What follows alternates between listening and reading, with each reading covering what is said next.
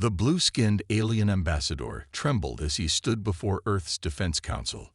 His silver robes, normally pristine and flowing, were wrinkled and stained.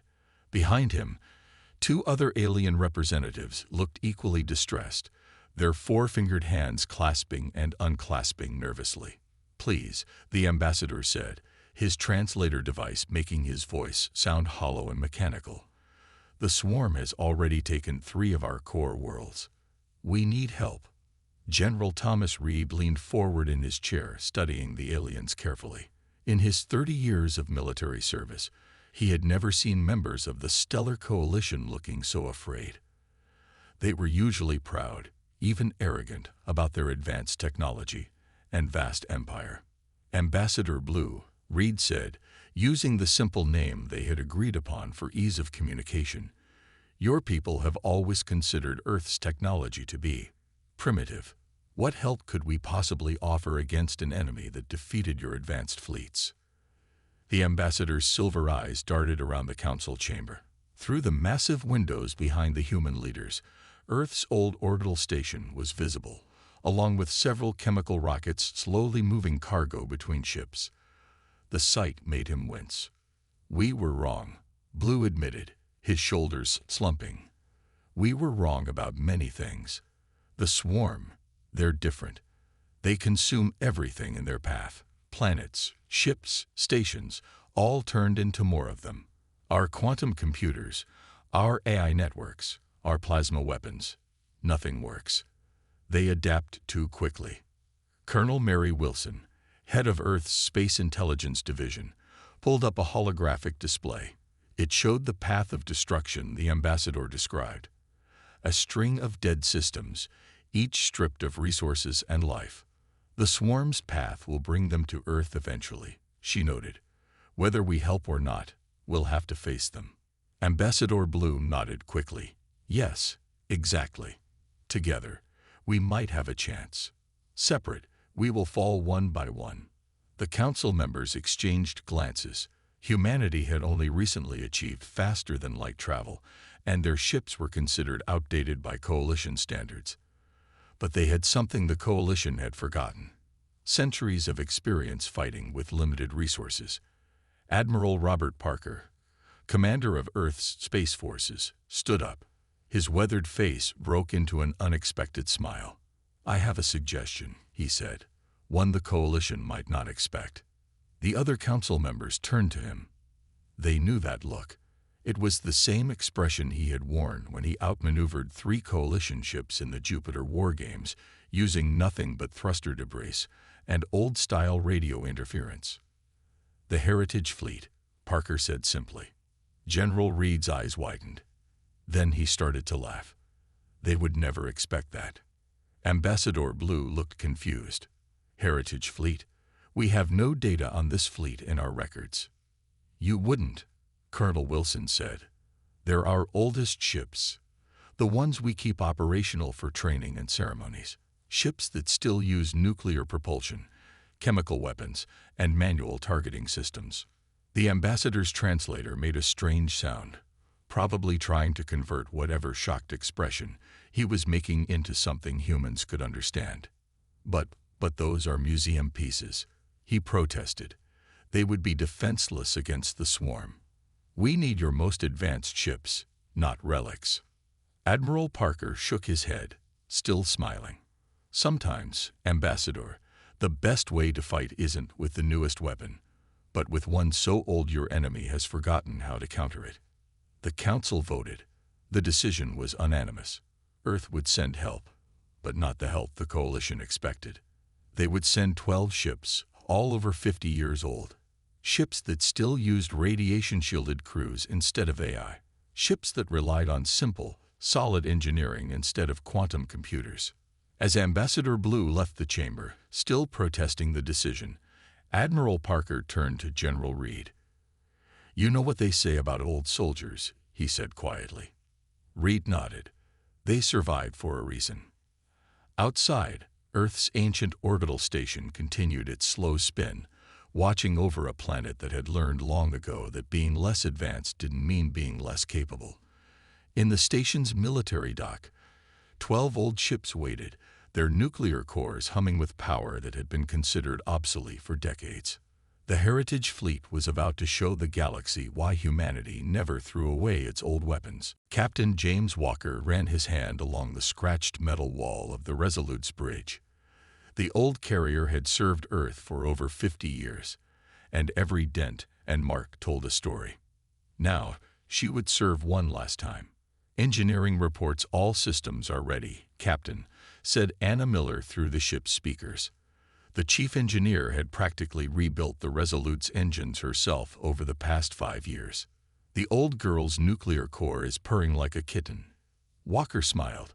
Most modern ships used clean quantum drives, but the Resolute still split atoms the old-fashioned way. Her radiation-shielded hull was thick enough to stop a small asteroid. "What do you think of our guest, Anna?" he asked, looking at the alien officer standing stiffly in the corner of the bridge. Officer Bright, their coalition liaison, hadn't stopped frowning since coming aboard. "He looks like he's afraid the ship will fall apart if he touches anything," Anna replied with a laugh. "Wait until he sees how we start the engines." Around the Resolute, 11 other ships of the Heritage Fleet floated in Earth's orbit. The youngest was 40 years old. The oldest, the destroyer Thunderchild, had been in service since before first contact. Their hulls were patched, their paint faded, but their weapons were loaded and their crews were ready. Officer Bright stepped forward, his silver uniform spotless against the worn gray of the bridge. "Captain Walker," he said through his translator, "I must again protest this mission. These vessels are unsuitable. The swarm destroy our most advanced warships in minutes. These relics won't last seconds." Walker turned to face the alien. "Officer Bright, do you know why we keep these old ships running?" The alien shook his head. "Because they work," Walker said simply. "No quantum computers to hack. No AI to corrupt. Just solid metal, nuclear power, and human crews who know their jobs. Sometimes the old ways are the best ways." The radio crackled. "Heritage Fleet, this is Earth Command. You are cleared for departure. Good hunting." Walker pressed the ship-wide communication button. "All hands, this is the captain. Prepare for engine start." Through the bridge windows, Walker watched the other Heritage ships come to life. Clouds of vapor vented from their hulls as ancient cooling systems engage. Their nuclear engines began to glow with a dull red heat that modern sensors often mistook for mechanical failure. "Officer Bright, you might want to hold onto something," Anna called over the speakers. "This next part can be a bit rough." The alien grabbed a handrail just as the Resolute's engines ignited. The whole ship shuddered like an old car starting on a cold morning. Decades-old metal groaned as power surged through systems that were outdated before some of the crew were born. But she flew. They all did. The Heritage Fleet moved away from Earth in perfect formation, their nuclear engines leaving trails of radiation that would have set off every safety alarm in a coalition port. Modern ships would have made the same journey in silence, using clean quantum tunneling and gravity drives. "Fascinating," Officer Bright muttered, watching the other ships. "Your vessels operate independently. No shared computer networks. Can't hack what isn't connected," Walker replied. "Each ship, each system, stands alone. Old-school electronic warfare defense. We call it an air gap." The alien's translator made a sound that might have been a thoughtful hum. Perhaps there is logic in this primitive approach. The swarm's greatest strength has been its ability to infiltrate and control our networks. Walker nodded. On his command screen, the other Heritage ships reported ready. The Thunderchild, the Defiant, the Iron Duke, the Warrior. Names from history, ships that should have been museums. Instead, they were heading to war. Coalition ships might be faster, stronger, and more advanced, Walker said, watching Earth shrink behind them. But sometimes you don't need the biggest gun. Sometimes you just need one that still fires when all the others have failed. The Heritage Fleet accelerated into the darkness, leaving a trail of radiation and defiance in their wake. They were old, They were outdated, and they were humanity's best hope. 3 weeks into their journey, engineer Anna Miller crawled through the Resolute's maintenance tunnels, following the sound of a rattling pipe. The old carrier's nuclear engine hummed around her, its radiation contained by layers of thick shielding that modern ships didn't need. Found the problem. She called into her radio. Cooling pipe section 47 is loose again. Do you require automated repair drones? Officer Bright asked through the radio. He still hadn't gotten used to how humans fixed their ships. Anna laughed as she pulled a wrench from her tool belt. No drones here, officer. Just me and my trusty wrench. Sometimes, the human touch is all you need. Above her in the bridge, Captain Walker watched the fleet's formation on his simple radar display. Modern holographic displays would have shown more detail, but they also needed quantum computers to run them. The Heritage fleet kept things basic. Captain, the radar operator called out, I'm picking up something strange at the edge of our range. Too fast to be natural. Walker leaned forward in his chair. Show me. On the screen, a single dot moved in an unnatural pattern, zigzagging closer to the fleet. Its speed matched the descriptions of swarm scout ships. All ships, this is Walker, he announced over the fleet channel. Possible contact. Battle stations. Throughout the Resolute, red lights began to flash. The ship's old nuclear engine increased power, radiation levels rising within safe limits. Around them, the other Heritage ships also powered up, their aged systems humming to life. Officer Bright rushed to the bridge. Captain, if that is a swarm scout, we must retreat. Your primitive weapons cannot. He stopped talking as the scout ship suddenly appeared in visual range. It was beautiful in a terrifying way, its hull shifting like liquid metal, covered in quantum sensors and AI processors. Hold your fire, Walker ordered as the scout approached. Let's see what it does. The alien ship drew closer, its advanced sensors no doubt scanning the Heritage fleet. Walker imagined its AI must be confused by what it found. Ships that seemed to break every rule of modern space combat. Then something unexpected happened. The scout ship's graceful movements became jerky and uncertain. Its liquid metal hull rippled as if in distress. Sir, the sensor operator called out. The scout's having trouble staying in formation. It keeps drifting off course. Officer Bright stared at the screens in confusion. Impossible. Swarm ships have perfect control. Their quantum navigation is. He stopped, his eyes widening. The radiation. Walker nodded slowly, a smile spreading across his face. Your modern ships are shielded against normal space radiation, but our nuclear engines, they put out something special, something old. Through the bridge window, they watched the scout ship struggle. Its advanced systems, designed to handle modern threats, were being disrupted by the Heritage fleet's radioactive emissions, technology so old it had been forgotten by modern warfare. All ships, Walker commanded, power up your engines to full. Let's give our friend out there a proper dose of the past. The Heritage fleet's nuclear cores all fired to maximum power, creating a web of radiation that modern sensors couldn't filter. The scout ship's liquid metal hull began to solidify in patches, its quantum processors overloading from interference. Now we see why Admiral Parker chose these ships, Officer Bright whispered. The swarm cannot adapt to what it has never encountered.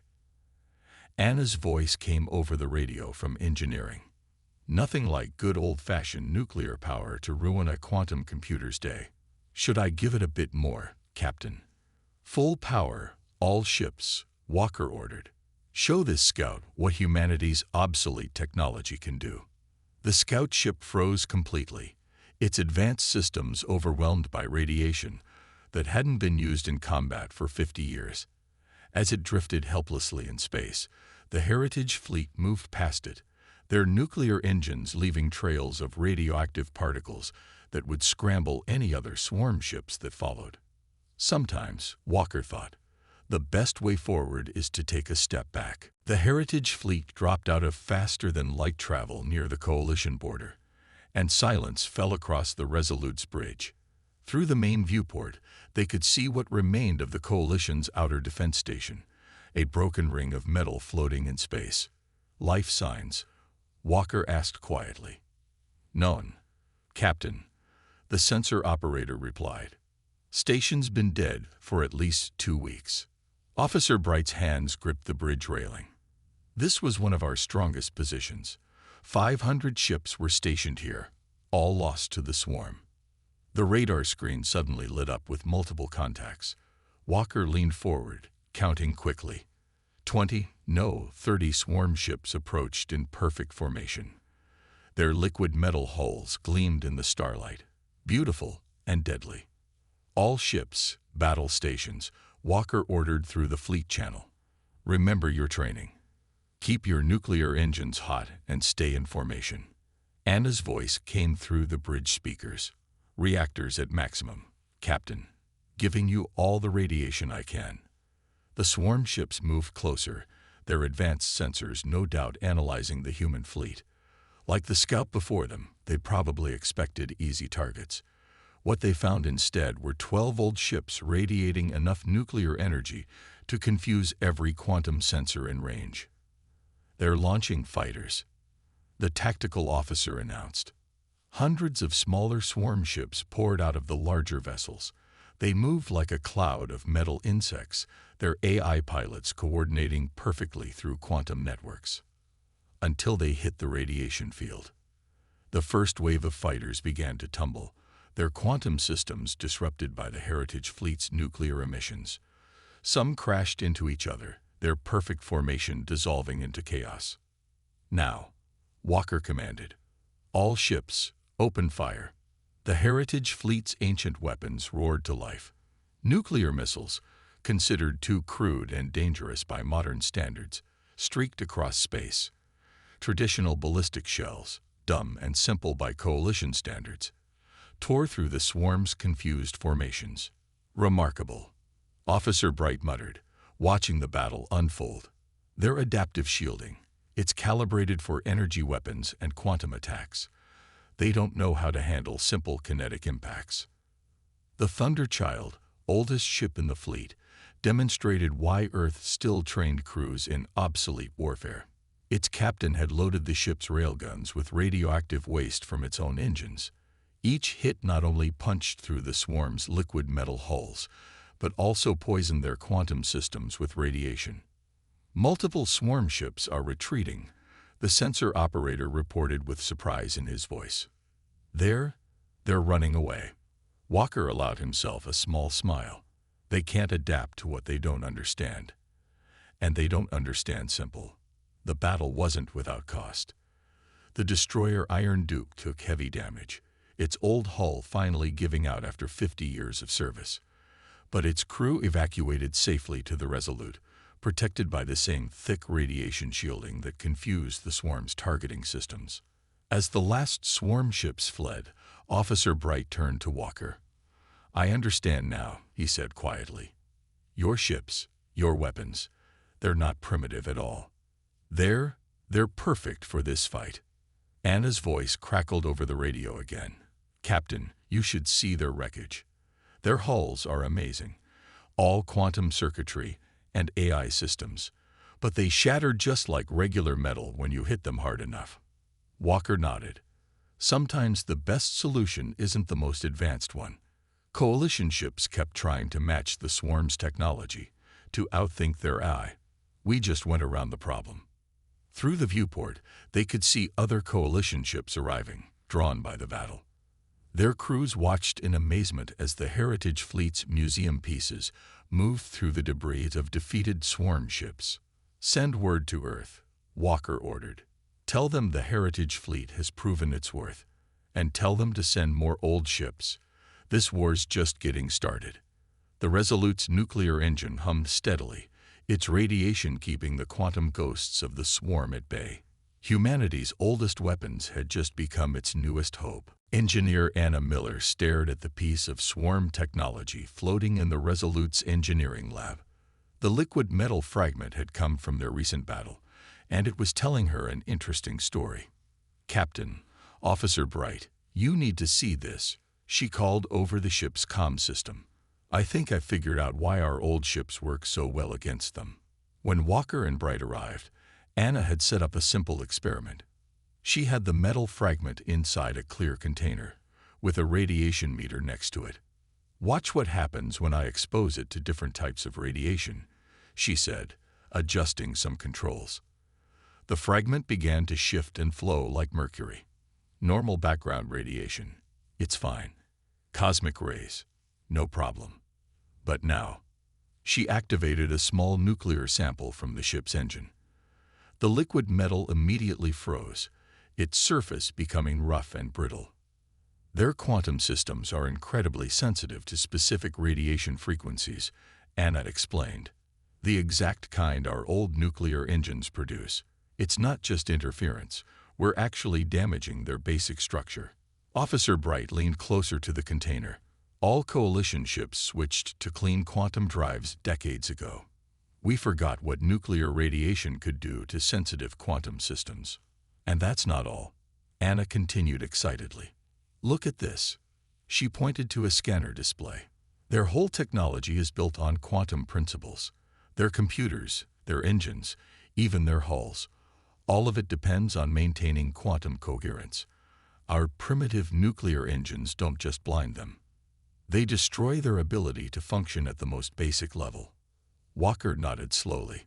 "So when Admiral Parker chose the Heritage Fleet, he knew exactly what he was doing," Anna finished. "Or at least, he suspected. These old ships aren't just resistant to swarm control. They're actually toxic to them.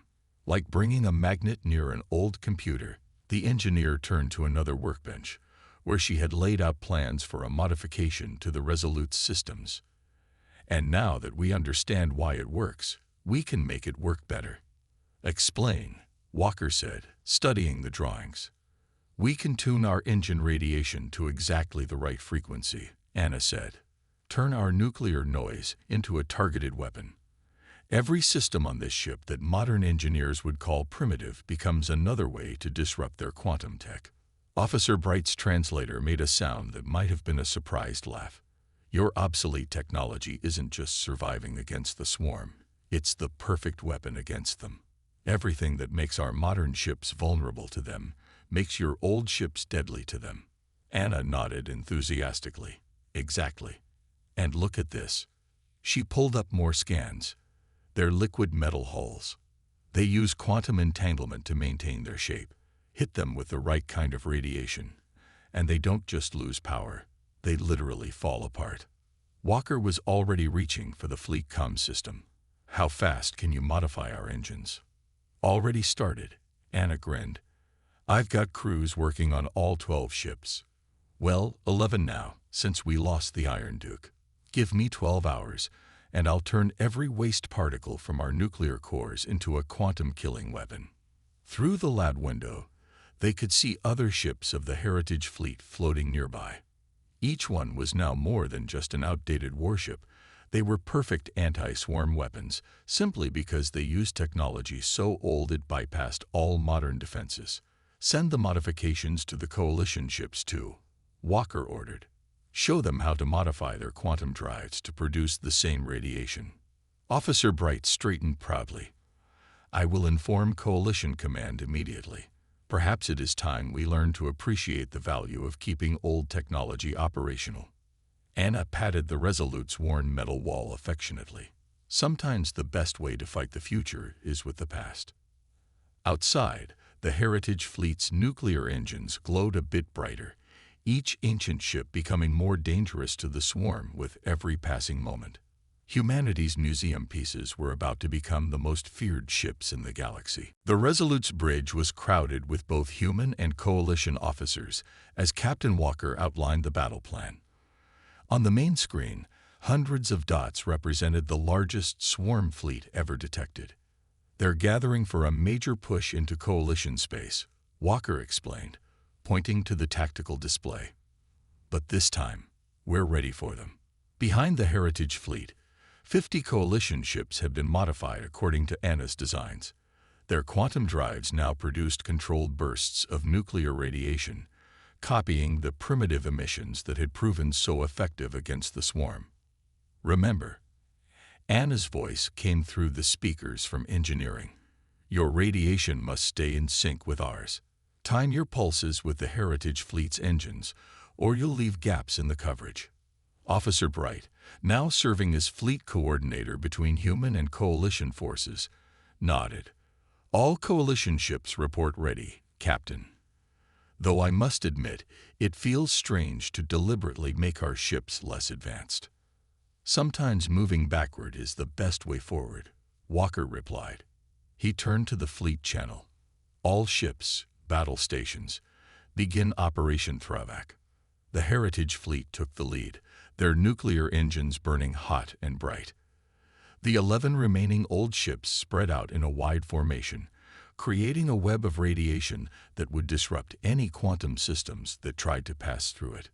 The swarm noticed their approach. Thousands of smaller ships poured out of their larger carriers, forming into attack patterns that had devastated coalition forces before. But this time was different. They're hitting the radiation field, the tactical officer reported. Their formations are breaking up. Through the viewport, they watched as waves of swarm fighters began to malfunction. The carefully coordinated swarms became chaos as quantum systems failed and AI networks collapsed. Now, Walker commanded, all ships, open fire. The Heritage Fleet's nuclear missiles streaked forward, followed by railgun rounds and conventional explosives. Behind them, the coalition ships added their own modified weapons to the barrage. The combined attack struck the confused swarm forces like a hammer. Direct hits on multiple capital ships, the sensor operator called out. Their liquid metal hulls are solidifying. They're breaking apart. But the swarm wasn't finished. A group of larger ships pushed through the carnage, adapting their shields to try to block the radiation. They fired strange energy weapons that warped space itself. The destroyer Thunderchild, oldest ship in the fleet, took a direct hit. Its ancient hull, patched and repatched over 50 years, finally gave way. But as it died, it did something remarkable. Thunderchild is overloading its reactor. Anna shouted over the comm. They're going to. The explosion was tremendous. The Thunderchild's nuclear core detonated in a carefully controlled way, releasing a massive pulse of radiation that washed over the approaching swarm ships. Their quantum systems failed completely, turning their liquid metal hulls into useless chunks of solid matter. Thunderchild knew exactly what she was doing, Walker said quietly. She gave us one final weapon. The battle continued for hours, but the outcome was never in doubt. The swarm's advanced technology, their greatest strength, had become their greatest weakness. Every attempt to adapt was met with another burst of carefully tuned radiation that scrambled their quantum systems. When it was over, the space around them was filled with drifting pieces of what had once been the most feared fleet in the galaxy. The Heritage Fleet had lost 2 more ships, but their sacrifice had protected both humanity and the Coalition. Officer Bright's translator couldn't quite capture the emotion in his voice as he spoke. Your old ships, they saved us all. And they taught us a lesson we had forgotten. What's that? Walker asked, though he already knew the answer.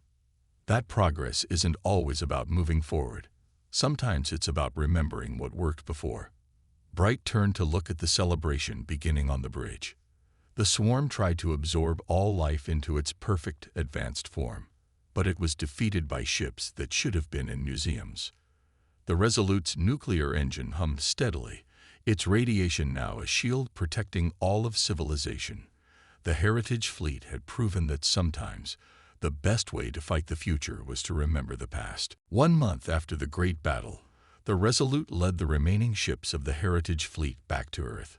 Of the 12 ships that had left, only 8 returned. The Thunderchild, Iron Duke, Defiant, and Warrior had fallen in battle, but their sacrifice had helped save both humanity and the Coalition.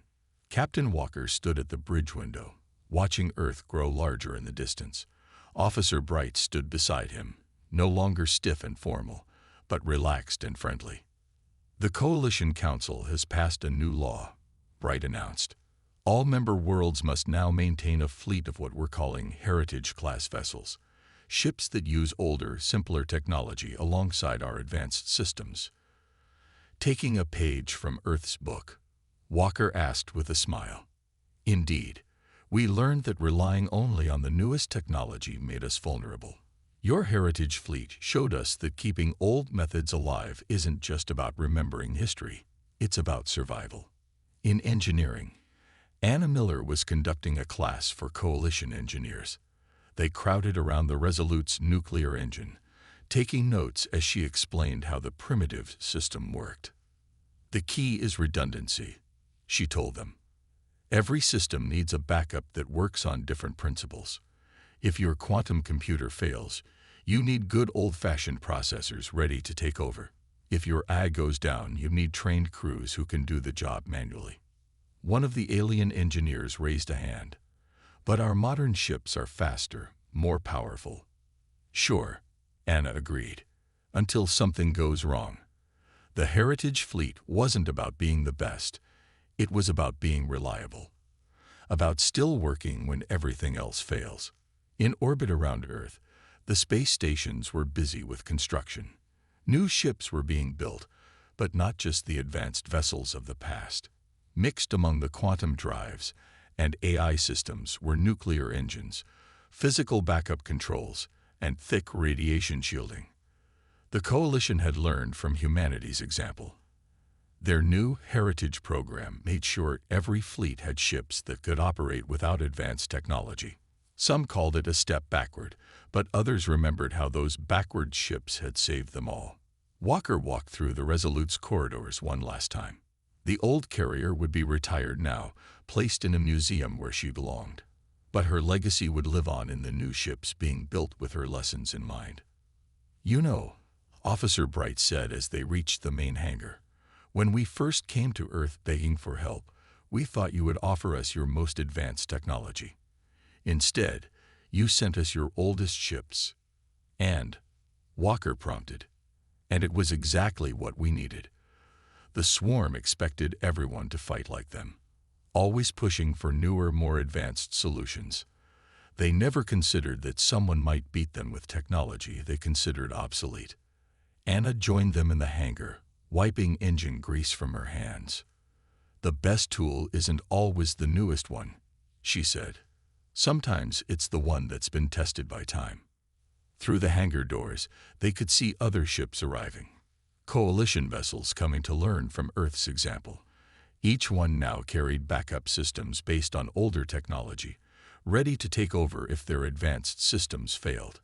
"The swarm might return one day," Bright said, "but when they do, they'll find us ready.